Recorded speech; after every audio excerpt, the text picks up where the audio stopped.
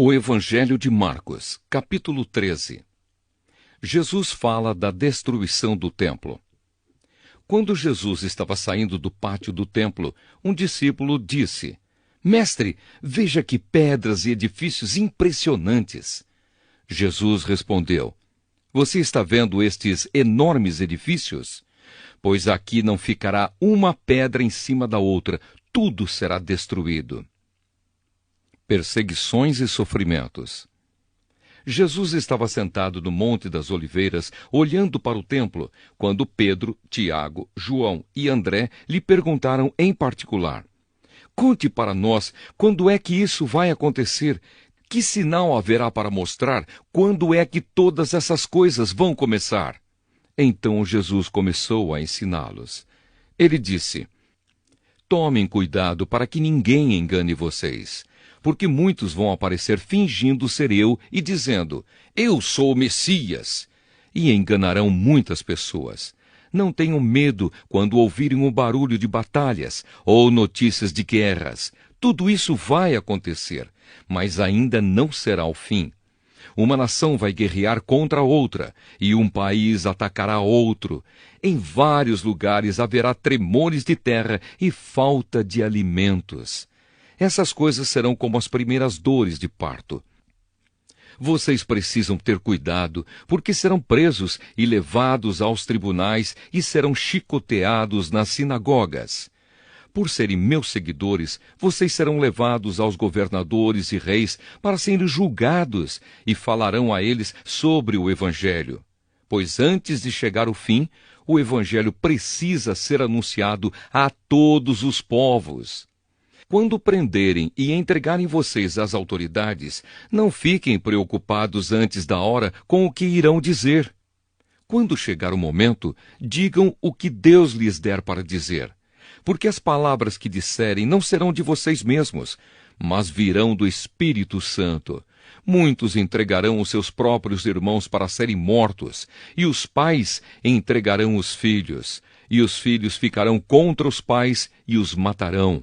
Todos odiarão vocês por serem meus seguidores, mas quem ficar firme até o fim será salvo. O grande sofrimento. E Jesus continuou: Vocês verão o grande terror no lugar onde não deveria estar. Que o leitor entenda o que isso quer dizer. Então, os que estiverem na região da Judéia, que fujam para os montes. Quem estiver em cima da sua casa, no terraço, que fuja logo e não entre para pegar nada. E quem estiver no campo, que não volte para casa a fim de buscar as suas roupas. Ai das mulheres grávidas e das mães com criancinhas naqueles dias. Orem a Deus para que isso não aconteça no inverno. Porque naqueles dias haverá um sofrimento tão grande como nunca houve desde que Deus criou o mundo, e nunca mais acontecerá uma coisa igual.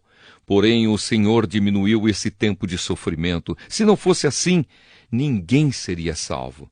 Mas por causa do povo que Deus escolheu para salvar, esse tempo já foi diminuído.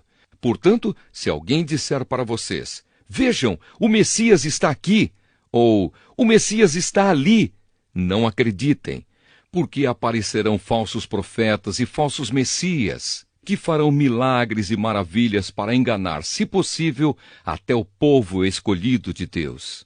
Prestem atenção, eu estou lhes dizendo tudo isso antes que aconteça. A vinda do Filho do Homem. Jesus disse: Depois daqueles dias de sofrimento, o sol ficará escuro e a lua não brilhará mais. As estrelas cairão do céu e os poderes do espaço serão abalados. Então o Filho do Homem aparecerá descendo nas nuvens, com grande poder e glória.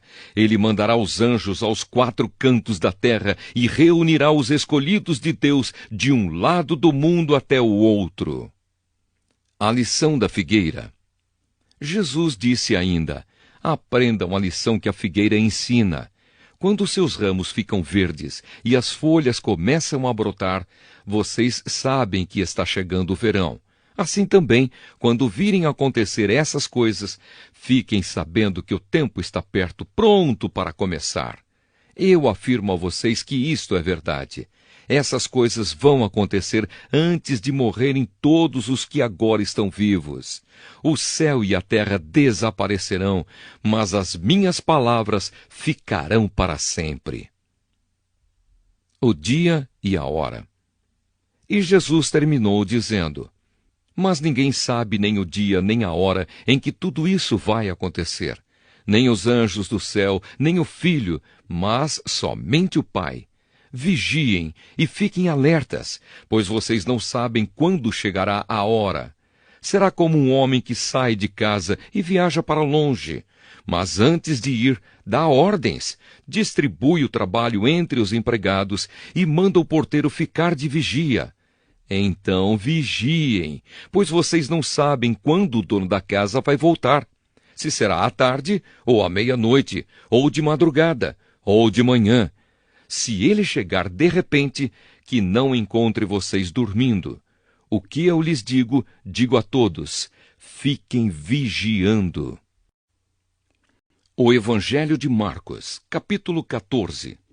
O plano para matar Jesus. Faltavam 2 dias para a festa da Páscoa e a festa dos pães sem fermento. Os chefes dos sacerdotes e os mestres da lei procuravam um jeito de prender Jesus em segredo e matá-lo. Eles diziam: Não vamos fazer isso durante a festa, para não haver uma revolta no meio do povo. Jesus em Betânia. Jesus estava no povoado de Betânia, sentado à mesa na casa de Simão, o leproso. Então uma mulher chegou com um frasco feito de alabastro, cheio de perfume de nardo puro, muito caro. Ela quebrou o gargalo do frasco e derramou o perfume na cabeça de Jesus. Alguns que estavam ali ficaram zangados e disseram uns aos outros: Que desperdício! Esse perfume poderia ter sido vendido por mais de 300 moedas de prata, que poderiam ser dadas aos pobres.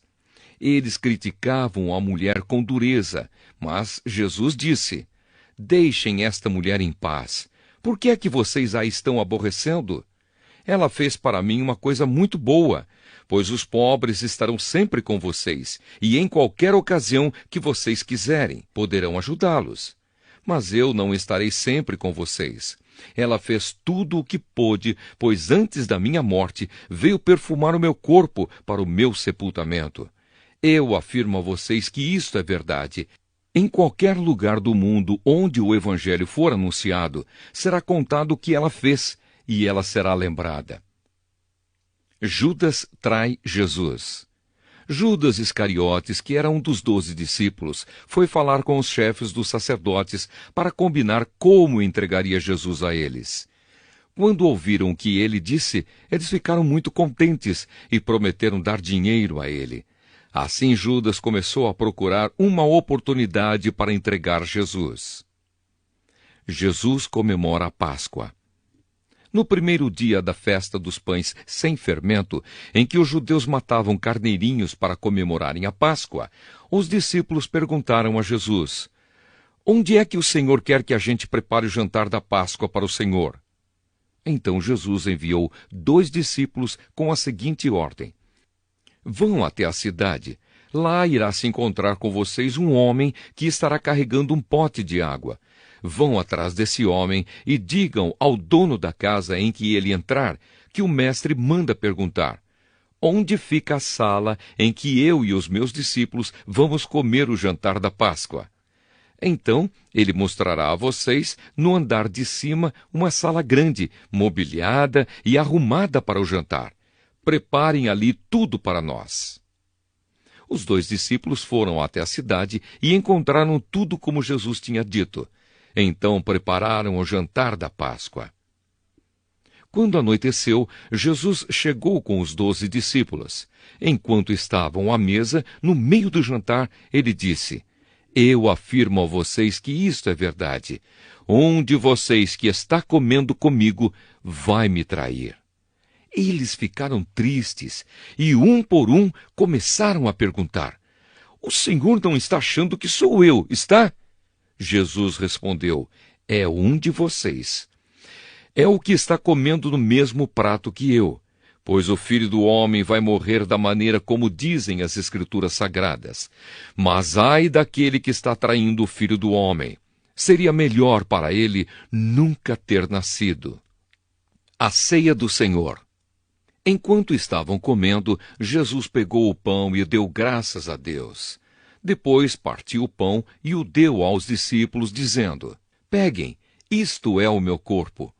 Em seguida, pegou o cálice de vinho e agradeceu a Deus.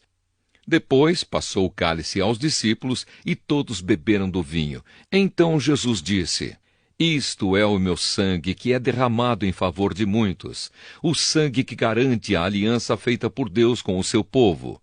Eu afirmo a vocês que isto é verdade. Nunca mais beberei deste vinho até o dia em que beber com vocês um vinho novo no reino de Deus. Então eles cantaram canções de louvor e foram para o Monte das Oliveiras. Jesus avisa Pedro. E Jesus disse aos discípulos: Todos vocês vão fugir e me abandonar, pois as Escrituras Sagradas dizem: Matarei o pastor e as ovelhas serão espalhadas. Mas depois que eu for ressuscitado, irei adiante de vocês para a Galiléia. Então Pedro disse a Jesus: Eu nunca abandonarei o Senhor, mesmo que todos o abandonem. Mas Jesus lhe disse: Eu afirmo a você que isto é verdade. Nesta mesma noite, antes que o galo cante 2 vezes, você dirá 3 vezes que não me conhece. Mas Pedro repetia com insistência: Eu nunca vou dizer que não o conheço, mesmo que eu tenha de morrer com o Senhor. E todos os outros discípulos disseram a mesma coisa. Jesus no jardim do Getsêmani. Jesus e os discípulos foram a um lugar chamado Getsêmani. E Jesus lhes disse: Sentem-se aqui, enquanto eu vou orar. Então Jesus foi, levando consigo Pedro, Tiago e João. Aí ele começou a sentir uma grande tristeza e aflição, e disse a eles: A tristeza que eu estou sentindo é tão grande que é capaz de me matar. Fiquem aqui vigiando. Ele foi um pouco mais adiante, ajoelhou-se, encostou o rosto no chão e pediu a Deus que, se possível, afastasse dele aquela hora de sofrimento. Ele orava assim: Pai, meu Pai, Tu podes fazer todas as coisas. Afasta de mim este cálice de sofrimento. Porém que não seja feito o que eu quero, mas o que Tu queres. Depois voltou e encontrou os 3 discípulos dormindo. Então disse a Pedro: Simão, você está dormindo? Será que não pode vigiar nem 1 hora? Vigiem e orem, para que não sejam tentados. É fácil querer resistir à tentação, o difícil mesmo é conseguir. Jesus foi outra vez e orou, dizendo as mesmas palavras. Em seguida, voltou ao lugar onde os discípulos estavam e os encontrou de novo dormindo. Eles estavam com muito sono e não conseguiam ficar com os olhos abertos, e não sabiam o que responder a Jesus. Quando voltou pela 3ª vez, Jesus perguntou: Vocês ainda estão dormindo e descansando? Basta! Chegou a hora, e o Filho do Homem está sendo entregue nas mãos dos maus. Levantem-se e vamos embora. Vejam, aí vem chegando o homem que está me traindo. Jesus é preso. Jesus ainda estava falando quando chegou Judas, um dos 12 discípulos. Vinha com ele uma multidão armada com espadas e porretes, que tinha sido mandada pelos chefes dos sacerdotes, pelos mestres da lei e pelos líderes judeus. O traidor tinha combinado com eles um sinal. Ele tinha dito: Prendam e levem bem seguro o homem que eu beijar, pois é ele. Logo que chegou perto de Jesus, Judas disse: Mestre! E o beijou. Então eles pegaram Jesus e o prenderam. Mas um dos que estavam ali tirou a espada, atacou um empregado do grande sacerdote e cortou uma orelha dele. Então Jesus disse para aquela gente: Vocês vêm com espadas e porretes para me prenderem, como se eu fosse um bandido. Eu estava com vocês todos os dias, ensinando no pátio do templo, e vocês não me prenderam. Mas isso está acontecendo para se cumprir o que as Escrituras Sagradas dizem. Então todos os discípulos abandonaram Jesus e fugiram. Um jovem, enrolado no lençol, seguia Jesus. Alguns tentaram prendê-lo, mas ele largou o lençol e fugiu nu. Jesus diante do Conselho Superior. Em seguida, levaram Jesus até a casa do grande sacerdote, onde estavam reunidos os chefes dos sacerdotes, alguns líderes dos judeus e alguns mestres da lei. Pedro seguiu Jesus de longe e entrou no pátio da casa do grande sacerdote. Ele sentou-se perto do fogo com os guardas para se esquentar. Os chefes dos sacerdotes e todo o conselho superior estavam procurando encontrar alguma acusação contra Jesus, a fim de o condenarem à morte. Mas não conseguiram nenhuma. Muitos diziam mentiras contra ele, mas as suas histórias não combinavam umas com as outras. Alguns se levantaram e acusaram Jesus com mentiras. Eles diziam: nós ouvimos quando ele disse: vou destruir este templo que foi construído por seres humanos, e em 3 dias levantarei outro que não será construído por seres humanos. Mesmo assim, as suas histórias não combinavam umas com as outras. Aí o grande sacerdote se levantou no meio de todos e perguntou a Jesus: você não vai se defender dessa acusação? Mas Jesus ficou calado e não respondeu nada. Então o grande sacerdote tornou a perguntar: você é o Messias, o Filho do Deus bendito? Jesus respondeu: sou.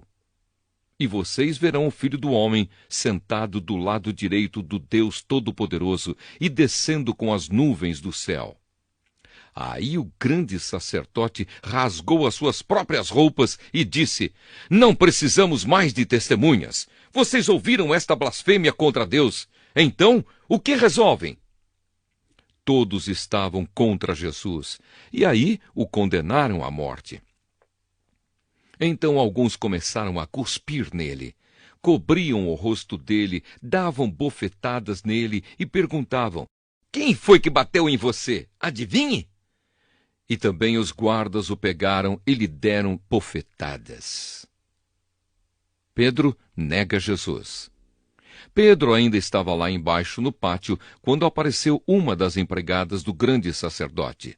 Ela viu Pedro se esquentando perto do fogo, olhou bem para ele e disse: você também estava com Jesus de Nazaré.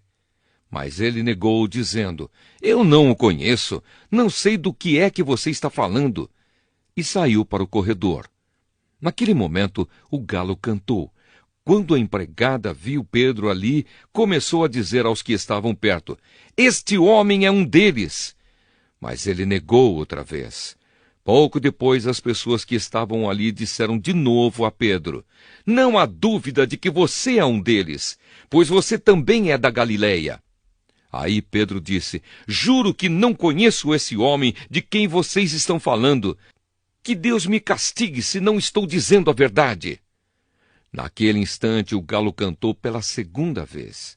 E Pedro lembrou que Jesus lhe tinha dito: antes que o galo cante 2 vezes, você dirá 3 vezes que não me conhece. Então Pedro caiu em si e começou a chorar.